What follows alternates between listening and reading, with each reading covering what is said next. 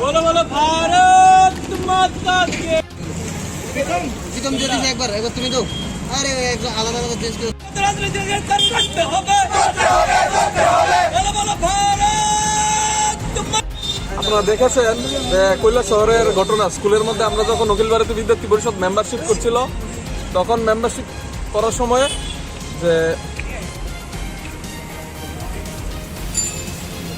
Membership করার এবং ষড়যন্ত্রকারী তারা আক্রমণ করে।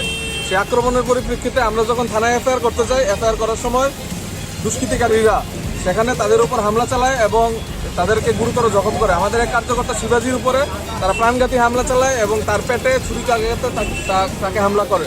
এখন সে জিবি হাসপাতালে তার অপারেশন হয়েছে, সে মৃত্যুর সঙ্গে পাঞ্জা লড়াই করছে। এখন অবধি দোষীরা নাজমুল ইসলাম, তার সঙ্গে রুনু মিয়া সহ যে দোষীরা আছে সকলকে গ্রেপ্তার করা হয়নি। তাদের গ্রেপ্তার করার জন্য আমরা রাজ্য সরকারের দৃষ্টি আকর্ষণ করছি। গতকালকে প্রতিবাদ র্যালি করেছি আমরা। পুলিশ প্রশাসন আশ্বাস দিয়েছিল যে দোষীদের অবিলম্বে গ্রেপ্তার করা হবে, কিন্তু এখন পর্যন্ত তাদের গ্রেপ্তার করা হয়নি।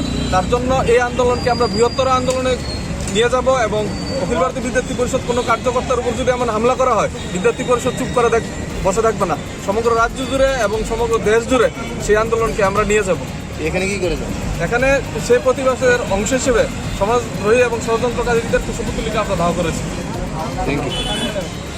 যে রাজ্য সরকার সেটার প্রতি দৃষ্টি আকর্ষণ করা, আর যে সকল জেহাদিরা এই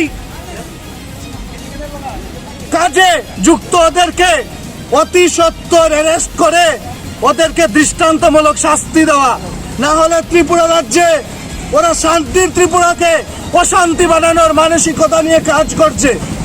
তাই এই ধরনের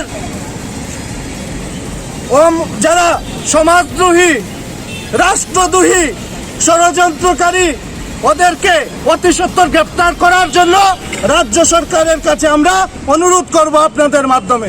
ধন্যবাদ।